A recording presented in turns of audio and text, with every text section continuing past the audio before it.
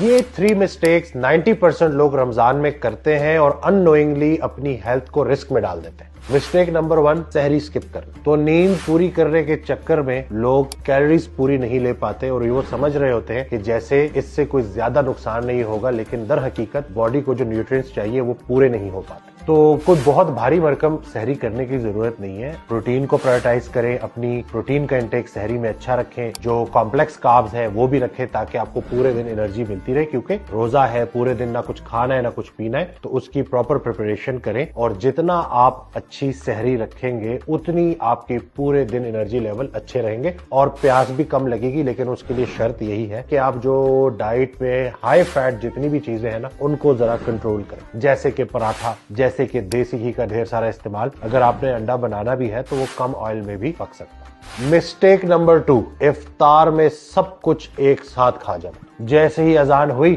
تو جو سامنے آیا بغیر سوچے سمجھے کھانا شروع کیا اور سب کچھ ہی کھا بیٹھے. تو جو رمضان کا مہینہ جس میں ہم نے اپنے ہاضمے کو ٹھیک کرنا تھا، اپنی روحانی اور جسمانی صحت کو بہتر کرنا تھا، اسی رمضان کے مہینے میں بہت سارے لوگوں کو معدے کے مسئلے شروع ہو جاتے ہیں، ڈائجسٹو پرابلمز ہو جاتی ہیں. اور اس کی وجہ یہی ہے کہ پورا دن پیٹ خالی رہا اور جیسی ہی افطاری شروع ہوئی تو تیزی سے کھانا شروع کر دیا. اور افطاری آپ پانی سے بھی کر سکتے ہیں، ضروری نہیں ہے کہ آپ شربت کے گلاس پیتے جائیں اور اتنی ساری ایمپٹی کیلوریز لے جائیں. تو ٹپ کیا ہے؟ کھجور سے اور پانی سے روزہ افطار کریں. سارا دن آپ بھوکے رہے تو نماز پڑھیں آرام سے، خیریت سے، اور اس کے بعد پھر سوچ سمجھ کے اپنی افطاری کریں اور اس میں بھی اپنی پلیٹ بنانا سیکھیں. مسٹیک نمبر 3، ساری رات جاگے رہنا. کہ ویسے بھی سحری کرنی ہے تو رات کو سوتے ہی نہیں. اور اس کا ایک بڑا نقصان پتہ ہے کیا ہوتا ہے؟ کہ آپ تھوڑی دیر بعد چرتے رہتے ہیں، کبھی یہ کھا لیا کبھی وہ کھا لیا. تو سوچنے والی بات یہ ہے کہ ابھی تو آپ نے افطاری کی تھی تو دوبارہ سے کھانے کی ضرورت کیسے پڑی. اور اگر آپ کی سلیپ پوری نہیں ہے تو آپ کا موڈ بھی خراب رہے گا اور آپ کی شوگر بھی کنٹرول نہیں ہوگی. تو جہاں ہم غذا کی بات کرتے ہیں وہاں پہ نیند بھی بہت ضروری ہے. تو آپ بے شک رات کو 10 بجے، 10:30 بجے، 11 بجے سو جائیں اور سحری کے وقت دوبارہ سے اٹھ جائیں. تو پوری اپنے اس رمضان کو اس دفعہ آپ نے پلان کرنا ہے. عبادات اپنی جگہ لیکن صحت سب سے پہلے.